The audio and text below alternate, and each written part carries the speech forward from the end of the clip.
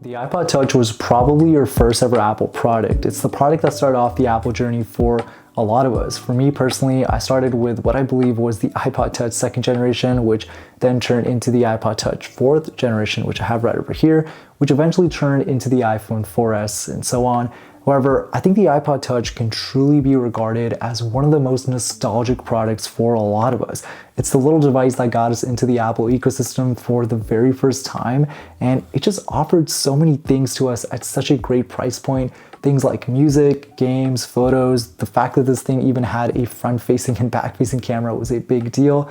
And in today's video, we're taking a look at this iPod in 2024, reliving some of those nostalgic memories, and also talking a little bit more about why this device was good for its time, but not really a device that you'd want to use anymore. I'll explain that in just a second.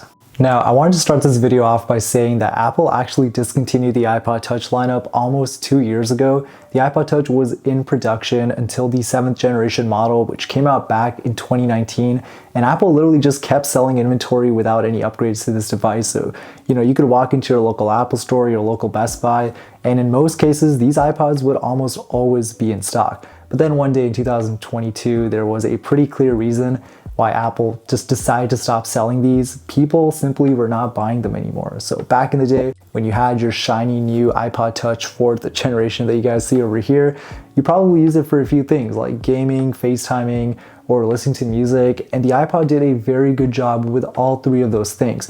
But here's where things get interesting. The iPod did not have cellular connectivity, so once you lost Wi-Fi, you were pretty much limited with what you could do on this device until you connected to Wi-Fi later on, which was definitely a limiting factor to the iPod, and it's partly the reason why it was discontinued by Apple. However, that is not to say that the iPod Touch is a terrible device by any means. I would honestly argue that the iPod Touch was like one of the greatest devices, especially for beginners or anyone who was simply starting out in the Apple ecosystem, or for students who simply just wanted an MP3 player with a few extra features. It was the perfect device and didn't really cost all that much.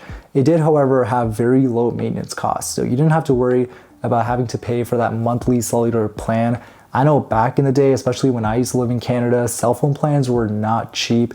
Even for like a gig or 2 gigs of data, it used to cost a lot, like maybe $60, $70 Canadian per month. So, it can definitely stack up over time, and I can see why some people didn't feel the need to have to spend a little extra to buy an iPhone, which made the iPod a very good beginner's device from a cost perspective.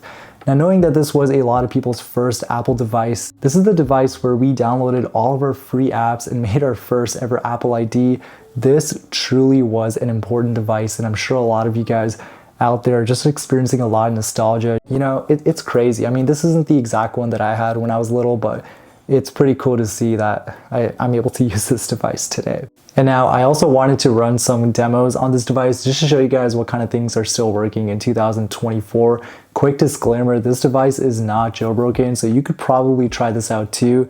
Maybe look around in your house, see if you guys have any iPod Touch devices laying around, and see if you guys want to follow along. But yeah, this device here is running iOS 5.1, very outdated software, but take a look at this. So FaceTime actually works in like this really weird glitchy mode. You can make a call and you can receive a call, but the call fails to connect once you actually accept it.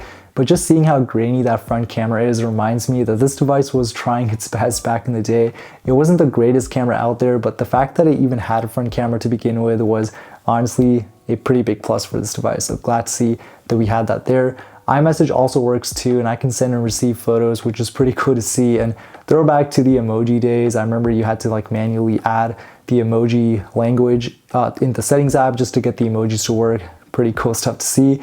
The other thing I want to show you guys here is the fact that we have to use assistive touch, because as you guys know, some iPod Touch models had this weird issue where the home button would simply stop working. So on this device here, it just does not click anymore. So that's why I got the assistive touch turned on. And I honestly feel like a lot of people had this issue as well, because I don't know, like sometimes these things just ended up jamming over time. So comment down below if you guys also experienced that issue. But yeah, other than that, it's just a very basic device. It had everything we needed back in the day. Now, a question I'm sure a lot of you guys probably have is, could something like this still be useful in today's world?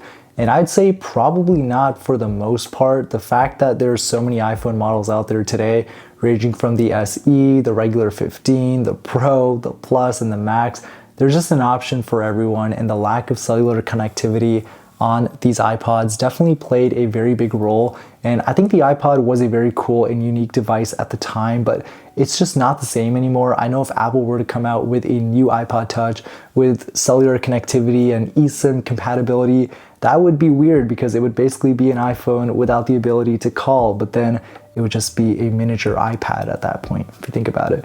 But either way, the iPod Touch series had its run. It was a nostalgic device for a lot of us. Unfortunately though, it had to be discontinued at some point.